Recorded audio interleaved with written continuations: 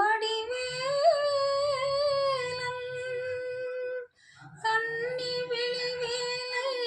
கண்ட வடிவேலன் தன்னை மறந்தானடி நானும் தஞ்சம் புகுந்தேனடி வள்ளி குறமாது பள்ளி வரும்போது வள்ளி குறமாது பள்ளி வரும்போது சொன்ன கதை தானடி நானும் சொல்ல புகுந்தேனடி